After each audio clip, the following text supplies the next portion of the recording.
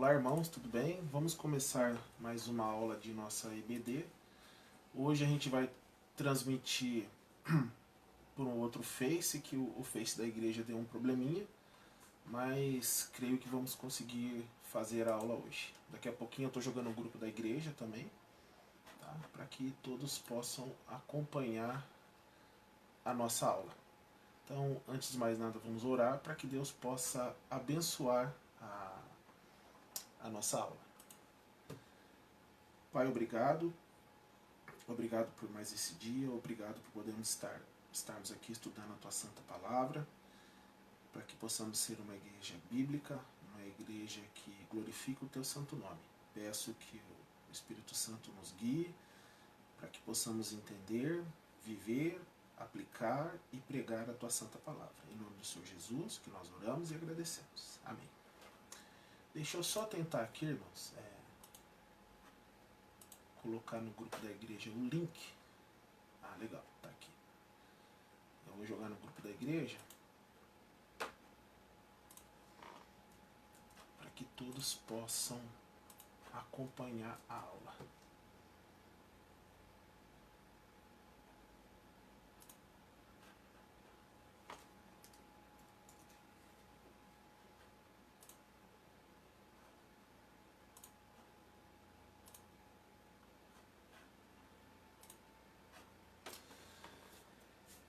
Vamos lá. Já estou terminando aqui. Eu já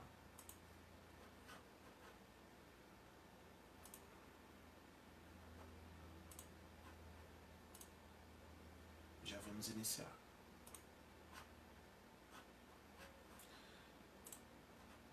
Hoje o tema da nossa aula é mais um atributo de Deus. E hoje vamos falar da santidade de Deus, tá ok? Aqui o versículo em destaque, Apocalipse 14, 4. Porque só tu és santo.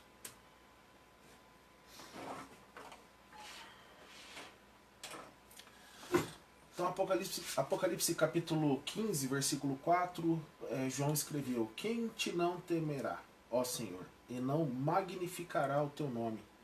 Porque só tu és santo. Por isso todas as nações virão e se prostrarão diante de ti, porque os teus juízos são manifestos. Então, como a gente já vem estudando em todas as doutrinas, somente ele é independente. Deus é completamente independente. Nada pode o influenciar, porque nada pode alcançá-lo. Ele é infinita e imutavelmente santo. Muitas vezes ele é intitulado o Santo nas Escrituras. Sim, porque nele se acha a soma total de todas as excelências morais. Então, quando a gente vai tanto no Antigo Testamento quanto no Novo Testamento, a palavra santo quer dizer separado. Deus, ele é separado de tudo que é mal. Ele é separado. Nele não tem pecado, ele é imaculado, ele não tem maldade, ele não tem mancha, ele não tem nada. Ele é separado. Então, quando a gente fala que a igreja também é santa, a igreja é separada do mundo. Quando a gente fala que o cristão é santo, é porque ele é separado do mundo. Então, a santidade de Deus ninguém vai conseguir atingir, porque ele é completamente separado de tudo que é mal. Só ele é perfeito, só ele é infinito, só ele é imutável. Por isso que ele é santo, ele é santíssimo. Se você pegar lá em Isaías, os serafins declaram que ele é santo, santo, santo. No hebraico, quando a gente quer dar uma ênfase numa palavra, a gente escreve ela 3 vezes. No português, você coloca em negrito, entre aspas, em letra maiúscula. E nós temos também a palavra santíssimo. Então, santo, santo, santo quer dizer santíssimo. Um nível de santidade que ninguém vai atingir. Só ele é santo dessa maneira. Então, porque ele é independente. 1 João, capítulo 1, versículo 5. E esta é a mensagem que dele ouvimos e vos anunciamos, que Deus é luz e não há nele trevas nenhumas. Então, a primeira epístola do apóstolo João diz o quê? Esta é a mensagem que dele ouvimos e vos anunciamos. Tá? Então é a mensagem de Deus que o apóstolo ouviu e é a mesma mensagem que ele está anunciando. Que Deus é luz e não há nele trevas. Ele é pureza absoluta, que nem mesmo a sombra do pecado mancha. Então, de uma maneira infinitamente... É até difícil explicar, né? É difícil explicar Deus, né? Mas ele é infinitamente santo, infinitamente ele é luz, não há nele trevas.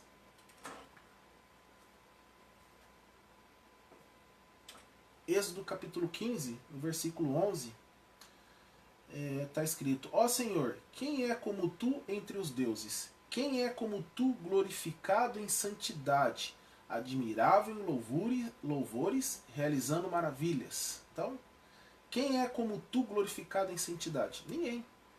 Ninguém é como Deus. Então, a santidade é excelência propriamente dita da natureza divina. O grande Deus é glorificado em santidade. Então, a essência dele é ser santo. Vem da essência. Tá? Então, quando você compra um perfume qualquer, ele tem uma essência, por exemplo, essência de jasmim. Então, a essência daquele perfume é o jasmim, que você sente o cheiro do jasmim. A essência de Deus é a santidade.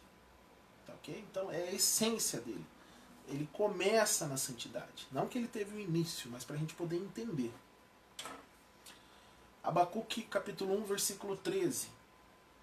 Tu és tão puro de olhos que não podes ver o mal, e a opressão não podes contemplar. Então veja, os olhos de Deus são tão puros que o mal, quando ele vê o mal, faz mal para ele. Ele incomoda Deus. Né? E isso explicando de uma maneira humana. Então Deus usa esses artifícios, né? Como eu já expliquei na aula passada, né? Antropomorfismo, é dar forma humana a Deus. Então ele usa essa linguagem para que a gente possa entender. Porque se ele explicar como ele é, a gente não vai entender. Então ele atribui a ele uma forma humana, porque Deus é espírito, Deus não tem corpo. Mas para que a gente possa entender o que ele sente, como ele é. Então tu é tão puro de olhos, Deus não tem olhos, mas ele quer dizer que os olhos, quando ele enxerga o mal, é que ele não, isso faz um mal tremendo para ele. Isso incomoda Deus, que não podes ver o mal, e a opressão não podes contemplar. Tá? Então, como o poder de Deus é o oposto da fraqueza inata da criatura, a criatura é fraca, Deus não.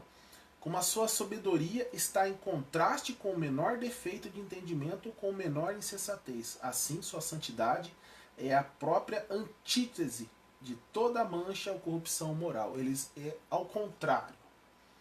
Então, do mesmo jeito que o homem é completamente depravado, Deus é completamente santo, puro e imaculado. Então, ele é o oposto do mal.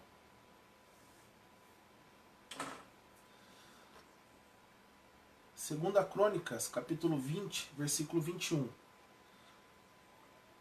E aconselhou-se com o povo e ordenou cantores para o Senhor, que louvassem a majestade santa, saindo diante dos armados e dizendo: louvai ao Senhor, porque a sua benignidade dura para sempre. Então, no passado, Deus designou cantores em Israel para o louvarem. Então, para louvar o quê? A majestade santa, separada. Então, o poder é a mão ou o braço do Senhor. A onisciência, os seus olhos. Então veja, a onipotência de Deus são os seus braços e suas mãos. A onisciência, os seus olhos. A misericórdia, as suas entranhas. A eternidade, a sua duração. Mas a santidade é a sua beleza. Tá? Isso trazendo para a forma humana Deus. Marcos capítulo 12, versículo 32 ao 33. E o escriba lhe disse: muito bem, mestre, e com verdade dissestes que há só um Deus, e que não há outro além dele. Então o escriba falando com Jesus. E que amá-lo de todo o coração, de todo entendimento, de toda a alma, de todas as forças, e amar o próximo como a si mesmo, é mais do que todos os holocaustos e sacrifícios. E isto que, acima de tudo, torna-o amorável aos que foram libertos do caminho do pecado. Então veja, amar a Deus é mais do que tudo, porque Ele é santíssimo. Santíssimo. Tá? Os que foram libertos do domínio do pecado têm que amá-lo. Tá? É isso que torna ele mais amorável, mais amável, por ele ser santo, separado de toda essa maldade que a gente vê aqui no mundo. Então, Isaías capítulo 6, os versículos 1 ao 3. No ano que morreu o rei Uzias, eu vi também ao Senhor, aqui Isaías dizendo, assentado sobre um alto e sublime trono, e a cauda do seu manto enchia o templo. Serafins estavam por cima dele, cada um tinha 6 asas, com 2 cobriam os rostos e com 2 cobriam seus pés, e com 2 voavam. Então 2 eles cobriam o rosto, porque eles não podem contemplar toda a glória de Deus. Com 2 eles cobriam os pés, porque eles não podem tocar o solo sagrado que está assentado no trono de Deus. E com 2 voavam. Okay? E clamavam uns aos outros, dizendo, Santo, Santo, Santo é o Senhor dos exércitos, toda a terra está cheia da sua glória. Então ele é santíssimo. Um grau de santidade que ninguém vai atingir. Então, grande ênfase é dada a esta perfeição de Deus. Deus é com mais frequência intitulado santo do que onipotente. É mais exposto por esta parte da sua dignidade do que por qualquer outra. Então a Bíblia afirma mais vezes do que ele é santo do que ele é onipotente. Tá? Não que ele é mais santo do que onipotente, não, mas é que a santidade é dado mais ênfase. Salmos 99, verso 9. Exaltai ao Senhor nosso Deus e adorai-o no seu monte santo, pois o Senhor nosso Deus é santo. Então, é fixado ao seu nome como um epíteto, uma qualidade, um predicado, um elogio. Então a santidade é inerente a Deus. Tá? Mais do que qualquer outra. Veja, você jamais o vê expresso seu poderoso nome, isso você não vê, ou o seu sábio nome, mas seu grande nome e, acima de tudo, seu santo nome. Esse é o maior título de honra. Neste último transparece a majestade e a venerabilidade do seu nome. Seu nome é santo. Salmos 89, verso 35. Uma vez jurei pela minha santidade que não mentirei a Davi. Então veja. Como é importante esse atributo de Deus? Porque ele jurou pela santidade dele. Então Deus jura por sua santidade. Porque esta é uma expressão do seu ser. Expressão mais completa que qualquer outra. Então ele jurou a Davi pela santidade dele que ele não mentiria a Davi. Mentir ele não ia mentir mesmo. Mas ele quis dar ênfase. Que ele não mente porque ele é santo. Então jurei pela minha santidade. Salmos, capítulo 30, verso 4. Cantai ao Senhor, vós que sois seus santos, e celebrai a memória da sua santidade. Tá? Então, vós que sois seus santos, vós que Deus separou, os seus separados, Deus separou você, e celebrai a memória da sua santidade. Então, por isso somos exortados. Então, cantai ao Senhor pelo quê? Pela memória da sua santidade.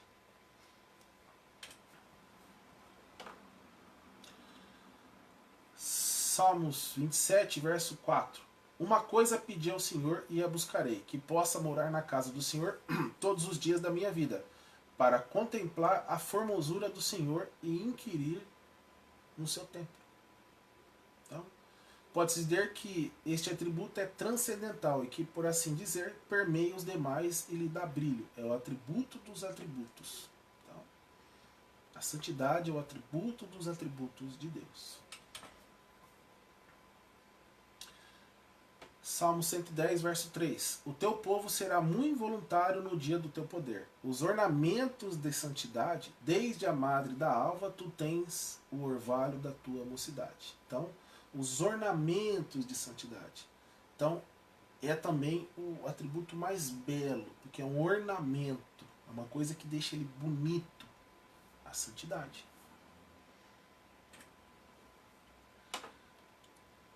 Romanos capítulo 11, verso 33. Ó profundidades das riquezas, tanto da sabedoria como da ciência de Deus. Veja bem, sabedoria como da ciência de Deus. Visto que esta excelência parece se colocar acima de todas as outras perfeições de Deus, assim ele constitui a glória destas. Tá? Profundidade das riquezas, da sabedoria ou da ciência de Deus vem da sua santidade, porque ele é santo.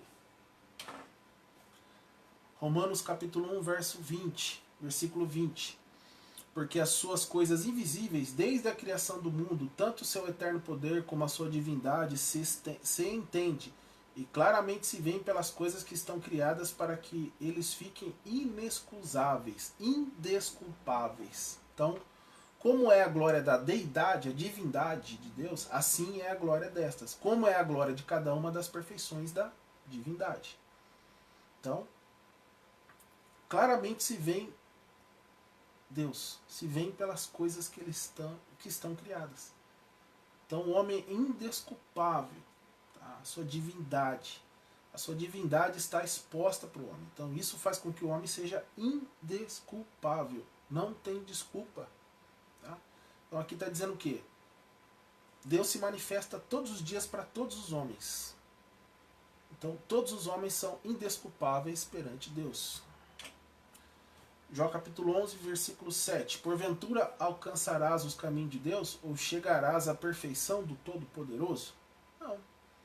Como o poder de Deus é a energia das suas perfeições, a sua santidade é a beleza delas. Tá?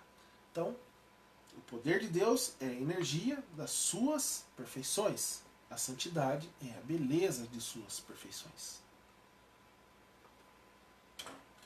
Salmos 91, verso 1. Aquele que habita no esconderijo do Altíssimo, à sombra do Onipotente descansará. Então, como todas seriam fracas sem a onipotência divina para sustentá-las, seriam todas desgraciosas sem a santidade para adorná-las. Se esta maculasse, todas as demais perderiam a sua honra. Então, se Deus não fosse onipotente, a sua divindade seria fraca. E se Deus não fosse santo, a sua onipotência seria feia, porque ele usaria o poder para fazer coisas ruins. Mas como ele é santo, o seu poder se torna bonito, porque ele é santo e faz coisas boas. Então a santidade é o que deixa a onipotência de Deus bonita, porque ele usa para fazer coisas boas. Segunda carta de Samuel, segundo livro de Samuel, capítulo 7, versículo 28.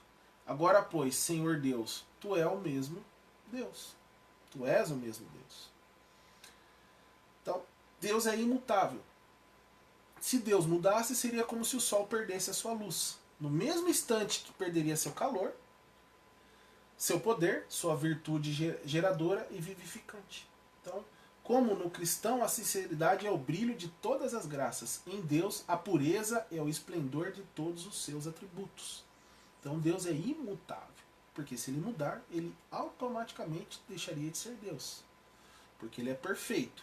Não tem como ele se tornar mais perfeito. Tem como ele deixar de ser perfeito. E isso não vai acontecer. Mas é para que a gente possa ter um raciocínio lógico. Então ele deixaria de ser Deus. Ok?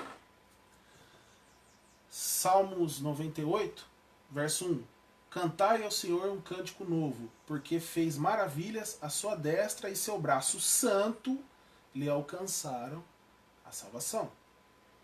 Então, sua justiça é santa, sua sabedoria é santa e seu braço poderoso é santo. Veja que a essência de Deus é a santidade. Salmos 105, versículo 42, verso 42. Porque se lembrou da sua santa palavra e de Abraão, seu servo. Então veja que a sua verdade, que é a palavra, é santa. Então a palavra de Deus também é santa, porque Deus é santo. Salmo 103, verso 1. Bendize, ó minha alma, ao Senhor, e tudo que há em mim bendiga o seu santo nome. Então, o seu nome, que expressa todos os seus atributos juntos, é santo. Então, o nome de Deus, que expressa todos os seus atributos, é santo também. Salmo 145, verso 17. Justo é o Senhor em todos os seus caminhos e santo em todas as suas obras. Então, justo é o Senhor em todos os seus caminhos e santo em todas as suas obras. A santidade de Deus se manifesta em suas obras. Nada senão o que é excelente pode proceder dele. Então veja, se as suas obras são santas, é porque tudo que ele faz é excelente. E nada do que não é excelente vem dele. Não. Gênesis 1:31. E viu Deus tudo quanto tinha feito. E eis que era muito bom. E foi a tarde e a manhã o dia sexto. Então veja, no princípio ele declarou que tudo que tinha feito era muito bom. Tudo, inclusive o homem. E não poderia ter feito o que fez se isso houvesse algo imperfeito ou impuro. Então quando Deus criou os céus e a terra, os anjos, o homem, os animais, tudo era muito bom. Porque veio dele. Não tinha como ser diferente. Eclesiastes capítulo 7, versículo 29. E eis aqui o que tão somente achei, que Deus fez ao homem reto, porém eles buscaram muitas astúcias. Então o homem foi feito reto, a imagem e semelhança do seu Criador. Então o homem também era muito bom. Era muito bom. Judas, capítulo 1, versículo 6. E aos anjos que não guardaram o seu principado, mas deixaram a sua própria habitação, reservou na escuridão e em prisões eternas até o juízo daquele grande dia. Então, os anjos que não guardaram o seu principado. Veja, os anjos que caíram foram criados santos, pois ele nos diz isso. Então, os anjos caídos também eram muito bons, até caírem. O homem também era muito bom até cair. Ezequiel capítulo 28, versículo 15. Perfeito eras os teus caminhos, desde o dia que foste criado até que se achou iniquidade em ti. Então aqui Ezequiel está falando sobre a criação de Satanás. Então Deus nos narra a mesma coisa. Então perfeito eras nos teus caminhos. Perfeito, porque Deus criou Satanás, o diabo, perfeito. Até que se achou iniquidade em ti. Deixou de ser perfeito. Romanos capítulo 7, versículo 12. E assim a lei é santa, o mandamento santo, justo e bom. Então veja, a lei é santa e o mandamento é santo, justo e bom. Por quê? Provém de Deus. Tudo que vem de Deus é excelente, é muito bom. Então a santidade de Deus se manifesta em sua lei. Essa lei proíbe o pecado em todas as suas variantes, nas suas modalidades mais refinadas e nas mais grosseiras. Os intentos da mente, como a contaminação do corpo, o desejo secreto como ato abertamente praticado. Então, a lei condena tudo que é pecado. O que você faz, o que você deseja em fazer, o que você pensa, o que você fala, o que você executa, o bem que você pode fazer e você não faz. É pecado. E a lei condena. Salmos 19, verso 8 e 9. Os preceitos do Senhor são retos e alegram o coração. O mandamento do Senhor é puro e ilumina os olhos. O temor do Senhor é limpo e permanece eternamente. Os juízos do Senhor são verdadeiros e justos juntamente. Então veja. Os preceitos do Senhor são retos e alegram o coração. Você quer alegrar o seu coração? Siga os preceitos do Senhor. Você quer ser puro? O mandamento do Senhor é puro. Cumpra-os. E o que vai acontecer? Ilumina os seus olhos. Né? Jesus falou que na palavra de Deus diz que os olhos são a entrada para o seu corpo. Se os seus olhos forem bons, você será bom. Se os seus olhos forem maus, você será mau. Então, para onde tem que estar voltados os seus olhos? Para os preceitos e mandamentos do Senhor. Por quê? Ilumina os olhos. O temor do Senhor é limpo. Então você quer ser limpo? tema o Senhor.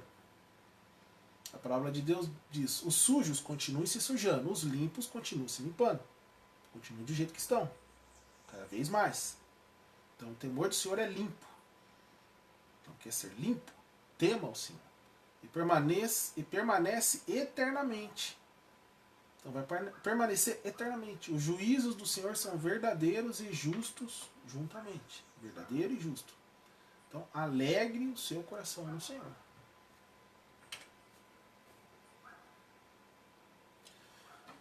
Números capítulo 29, versículo 5. E um bode para expiação do pecado, para fazer expiação por nós. Então, o que é expiação? Aqui era um mandamento para o povo de Deus, para Israel, tá? Que eles tinham que sacrificar um bode para que ele fizesse expiação do pecado, para fazer expiação por vós. Então, o que é expiação?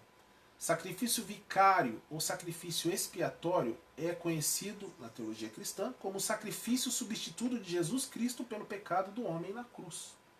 Então a expiação é uma pessoa morrer no lugar de outra. Então, segundo o dicionário bíblico universal, era a expiação do pecado por meio de uma vida dada em substituição. Então Jesus nos substituiu. Então, a lei de Deus já previa isso. Gálatas 3,13. Cristo nos resgatou da maldição da lei, fazendo-se maldição por nós. Porque está escrito, maldito todo aquele que foi pendurado no madeiro.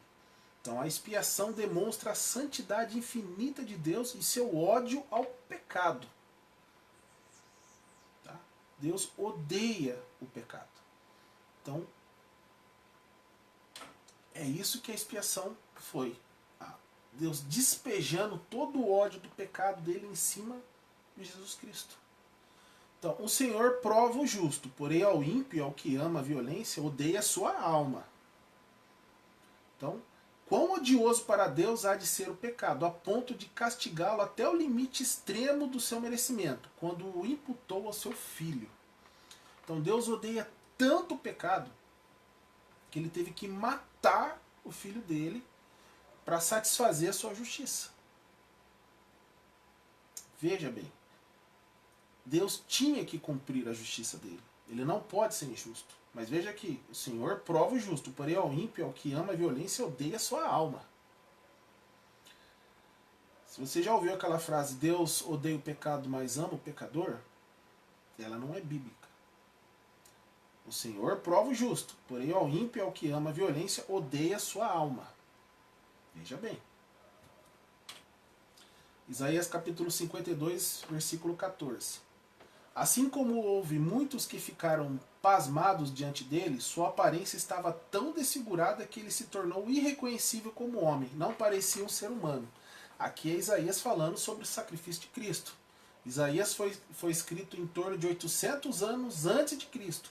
E aqui ele já estava fazendo a profecia. Então, assim como houve muitos que ficaram pasmados diante dele, de Cristo, sua aparência estava tão desfigurada que ele se tornou irreconhecível como homem. Não parecia um ser humano, de tanto que Jesus Cristo apanhou. Foi isso que foi feito com Cristo. Se alguém já assistiu aquele filme A Paixão de Cristo, do diretor, o ator lá, o Mel Gibson, é exatamente aquilo. Ele foi desfigurado. Ele ficou irreconhecível como homem. Tá? Em Salmos 22, verso 1, foi escrito, Deus meu, por que me desamparastes? Então, no momento que ele está na cruz ali, ele diz, Deus meu, por que me desamparaste? Né? Então, por quê? Porque Deus, quando Deus imputou o pecado, Jesus se fez maldição. E é como se Deus virasse o rosto para o filho dele. Pela primeira vez em toda a eternidade, Jesus foi separado do Pai dele. Ali, naquele momento na cruz. Porque ele se tornou pecador em nosso lugar. Ele se fez maldição.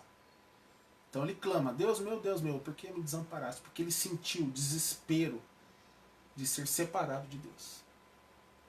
Então, nunca a santidade divina parece mais bela e mais amorável do que na hora em que o semblante do Salvador ficou por demais desfigurado em meio aos estertores da sua agonia mortal. Então, a santidade aqui se tornou bela. Por quê? Porque ao Senhor agradou morrê-lo. E por que ele fez isso? Para nos salvar. Por isso que a gente tem que olhar essa cena, se entristecer, mas pelo que nosso pecado fez com Cristo, mas se alegrar pelo que Cristo fez por nós, porque ele foi voluntário para isso. Então, Salmos 22, 3, porém tu és santo. Tu és santo. Quando o Senhor afastou dele o seu risonho rosto, ele fincou no coração a aguda faca, provocando seu terrível brado, ele adora esta perfeição. Aqui falando de Cristo. Provérbios capítulo 3, versículo 32. Porque o perverso é abominável ao Senhor. Então, veja bem. Porque o perverso é abominável ao Senhor. Então, aquela frase, Deus odeia o pecado e ama o pecador, ela não é bíblica. Não existe nenhum versículo que fala isso. Porque o perverso é abominável ao Senhor. Salmos 11, verso 5. O Senhor prova o justo, porém ao ímpio, ao que ama a violência, odeia a sua alma. Provérbios 15, 26. Abomináveis são para o Senhor os pensamentos do mal. Então, porque Deus é santo, ele odeia todo e qualquer pecado. Ele ama tudo quanto está em conformidade com as suas leis. E detesta tudo que lhe é contrário. Sua palavra declara expressamente isso. De dizer que Deus odeia o pecado e ama quem comete o pecado não é bíblico. Tá? Não é bíblico.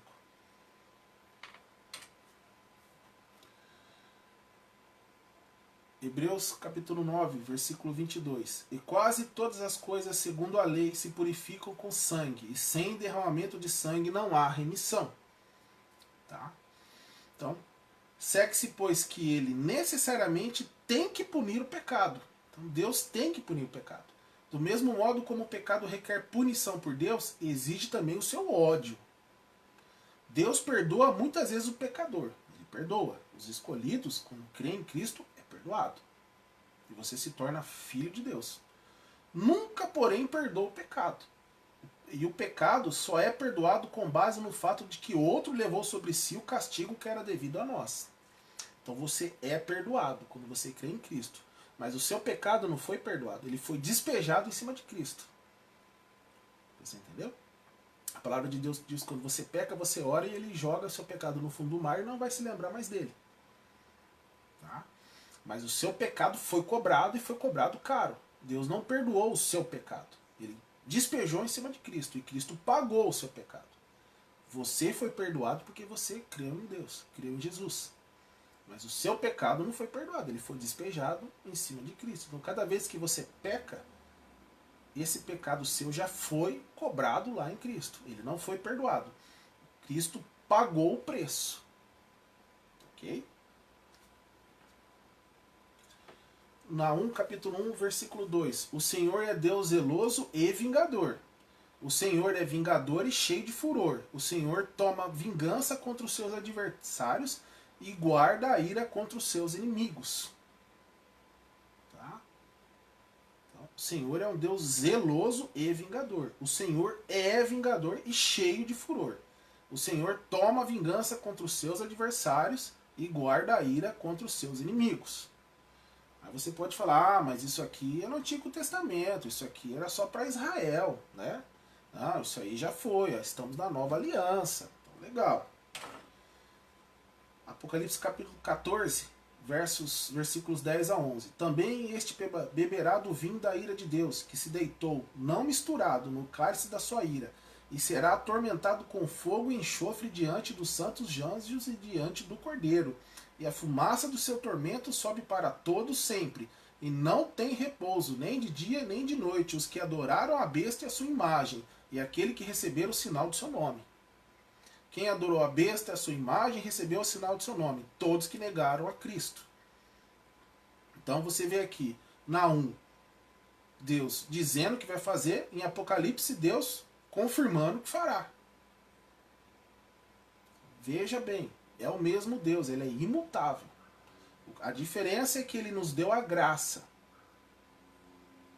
E o problema é que As pessoas se recusam. Jesus diz, eu sou a luz, os homens não vêm para a luz para que as suas obras más não sejam manifestas, preferiram as trevas do que a luz. Será cobrado, o pecado ele é cobrado. Se você é cristão, seu pecado foi cobrado de Cristo. Cristo já pagou. Se você não é, você vai dar conta do seu pecado. Então, por esta razão, que os que rejeitam o perdão divino serão atormentados por todo sempre. Por um pecado, Deus expulsou do Éden os nossos primeiros pais, Adão e Eva. Por um pecado, toda a posteridade de Cã caiu sob maldição que permanece sobre ele até o dia de hoje. Cã é um dos filhos de Noé. Por um pecado, Moisés foi impedido de entrar em Canaã. Um pecado. E o servo de Eliseu foi castigado com lepra. Ananias e Safira foram eliminados da terra dos viventes. Ananias e Safira, é o Novo Testamento. A Igreja de Cristo. E por quê? Porque Deus é santo, santíssimo. Salmos 50, verso 21. Estas coisas tens feito, e eu me calei. Deus falando. Pensavas que era tal como tu, mas eu te arguirei e as porei por ordem diante dos teus olhos. Então é Deus falando. Você pensa que eu sou como você, eu não penso como você. Deus não pensa como nós. Seus pensamentos são mais altos que os nossos. Seus caminhos são mais altos do que os nossos. Mas te arguirei. Eu cobrarei de você. E as porei por ordem diante dos teus olhos. Então veja bem. Ele vai colocar diante dos teus olhos todo o pecado que você cometeu. Então, temos aqui a prova divina na inspiração das Escrituras. Os não regenerados não creem realmente na santidade de Deus. O conceito que eles têm do caráter de Deus é inteiramente unilateral, parcial. Então o homem natural hoje ele vê um Deus. É aquele Deus amoroso, aquele Deus que perdoa tudo. Aí quando eu chegar lá eu me justifico com ele. Não, eu sou um bom pai, eu sou um bom marido, eu pago minhas contas em dia, eu não tenho nome sujo. Não. Então Deus fala... Pensavas que era tal como tu? Eu sou como você? Não. As porei por ordem diante dos seus olhos. Romanos capítulo 1, versículo 32. Os quais, veja bem, os quais quem? Os ímpios. Conhecendo o juízo de Deus, então eles conhecem o juízo de Deus. Certo? Eles sabem o que é certo e o que é errado. Eles conhecem que são dignos de morte que tais coisas praticam. Então eles sabem que são dignos de morte. E quando a gente fala morte aqui, não é a morte física, porque todos os homens morrerão, terão a morte física. Quem não passará pela morte física? Aqueles que forem arrebatados na volta de Cristo. Certo? Os salvos que estarão vivos quando Cristo voltar. Todos os outros já estão condenados à morte. Então, que são dignos de morte que tais coisas praticam. É a segunda morte, o lago de fogo, a separação eterna completa de Deus. Então eles não somente as fazem, mas também consentem aos que as fazem. Veja bem, não é só fazer, é consentir, concordar com quem faz também.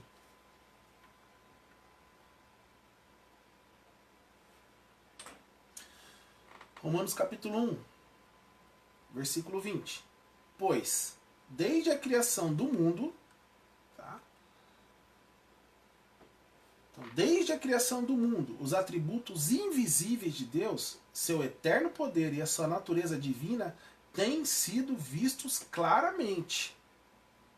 Então, tudo que você vê no mundo, na criação, no seu próprio corpo, tudo tem sido vistos claramente.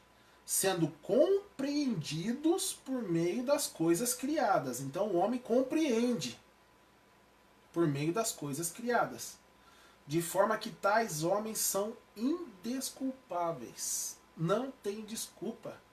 Deus se manifesta a todo mundo. De todas as formas. Em toda a sua criação, Deus se manifesta. E o homem compreende. Tá?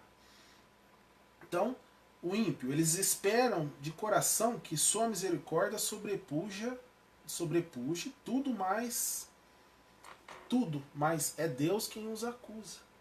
Então eles pensam que a misericórdia de Deus, lá no dia do juízo final, vai sobrepujar a santidade e a justiça de Deus. Mas é Deus que os acusa. Então, o fato é que nada torna mais manifesta a terrível depravação do coração do homem e a sua inimizade contra o Deus vivo, do que expor diante dele aquele ser único que é infinita e imutavelmente santo. Então quando você expõe Deus para o homem, o verdadeiro Deus, o homem ele se revolta, ele se volta contra Deus e contra você. Porque quando você mostra para ele que perante Deus ele é completamente depravado, completamente caído, completamente mau, ele demonstra o ódio dele, a inimizade contra Deus. Romanos capítulo 1, versículo 32. Embora conheçam o justo decreto de Deus, então, embora eles conheçam os decretos de Deus, de que as pessoas que praticam tais coisas merecem a morte, não somente continuam a praticá-las, mas também aprovam aqueles que as praticam. Eles conhecem a Deus. A ideia que o homem faz do pecado limita-se praticamente ao que o mundo chama de crime. Então, tudo que fica aquém disso pode ser abrandado como defeitos, enganos, fraquezas, etc. E mesmo quando se admite a existência do pecado, apresenta-se desculpas e atenuantes. Então veja, o que é crime? Crime é o que está tipificado no Código Penal. O Código Penal brasileiro tem os seus crimes. Adultério, pelo Código Penal brasileiro, não é crime. Cobiçar a mulher do próximo, pelo Código Penal brasileiro, não é crime. Né? Então, o homem natural, o não salvo, ele pende a dizer que isso é pecado. Né? E o que é fora disso é defeito, é um engano, é uma fraqueza. Então, mesmo quando ele admite a existência do pecado, apresenta-se desculpas e atenuantes. Não, mas foi só aquela vez. Não, é que eu sou fraco mesmo para essas coisas. Então, para Deus não vai ter desculpa. Os homens são indesculpáveis.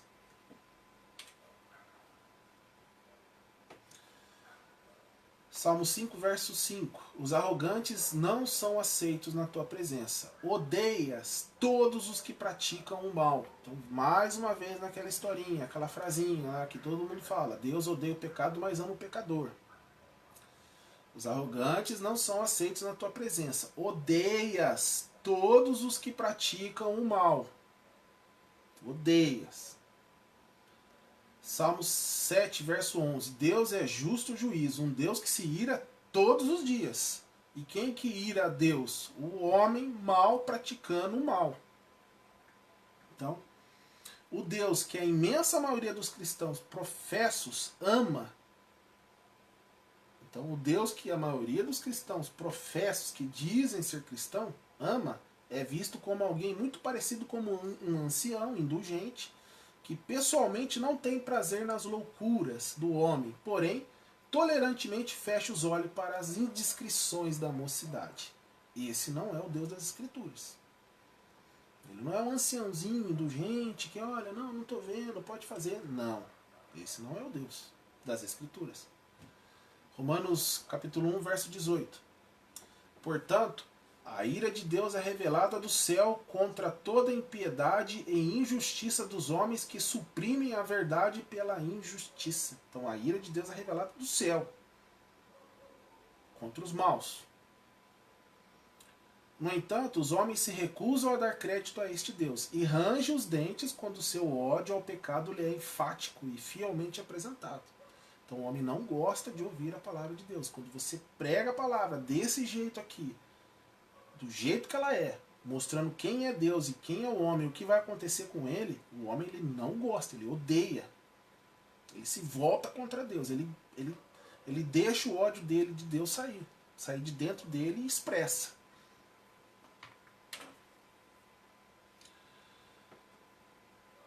Isaías capítulo 64, versículo 6. Somos como o impuro. Quem? Nós, os homens. Todos nós. Então, todos nós somos como impuro. Todos os nossos atos de justiça são como trapo imundo perante Deus. Murchamos como as folhas, e como o vento as nossas iniquidades nos levam para longe. Então veja, murchamos, envelhecemos, vamos murchando. Então Deus é santo. A aceitação da parte dele, com base nas ações das criaturas, o que você faz, ele aceita. É completamente impossível.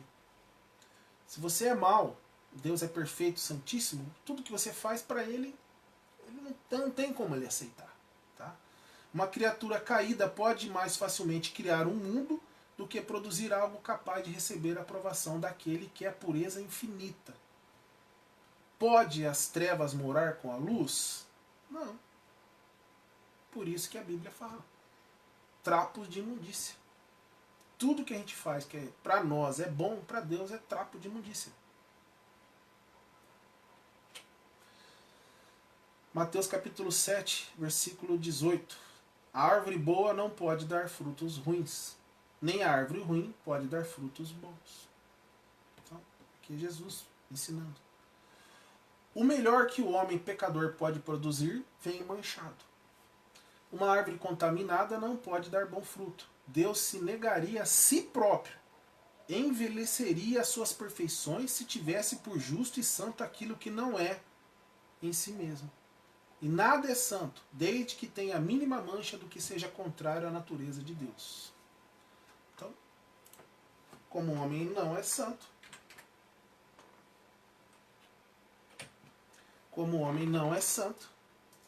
nada do que ele produz será santo também.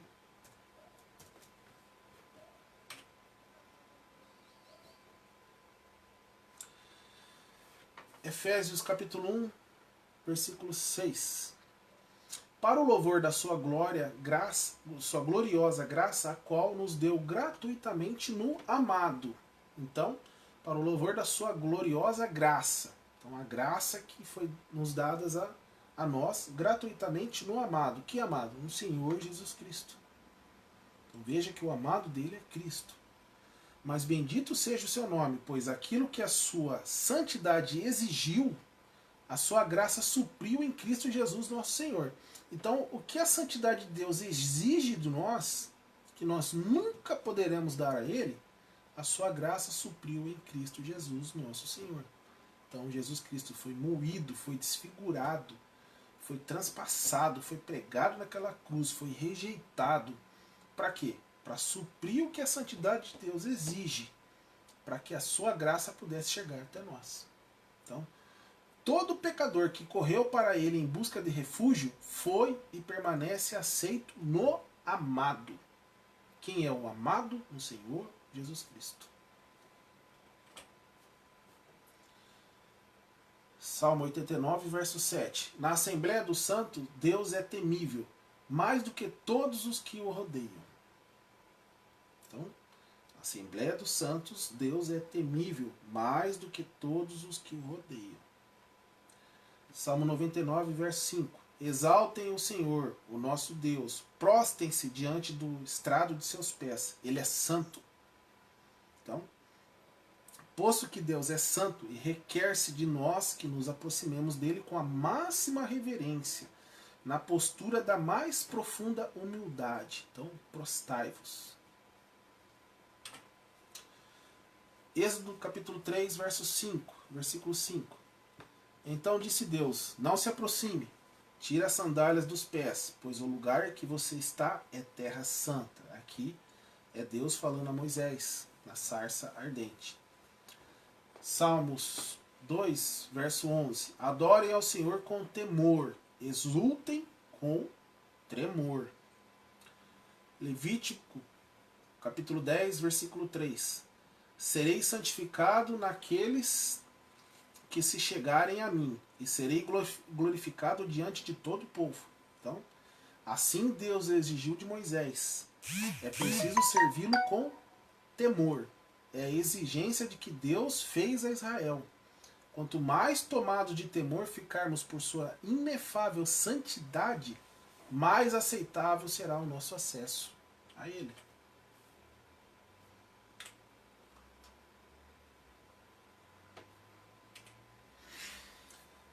Primeira carta de Pedro, capítulo 1, versículos do 15 ao 16. Pelo contrário, segundo é santo aquele que vos chamou, tornar-vos santos também vós mesmos em todo o vosso procedimento. porque está escrito: sede santos, porque eu sou santo. Então, devemos nos amoldar a Ele. São obrigados a. Nós não somos obrigados a ser onipotentes ou oniscientes como Deus é, mas temos que ser santos. E isto em toda a nossa maneira de viver. Então nós temos que se amoldar a Ele, não Ele se amoldar a nós. Tá? 1 Tessalonicenses, capítulo 5, versículo 23. O mesmo Deus da paz vos santifique em tudo, e o vosso espírito, alma e corpo sejam conservados íntegros e irrepreensíveis na vinda de nosso Senhor Jesus Cristo.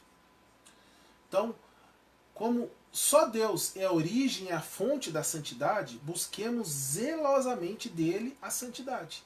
Seja a nossa oração diária no sentido de que ele nos santifique em tudo.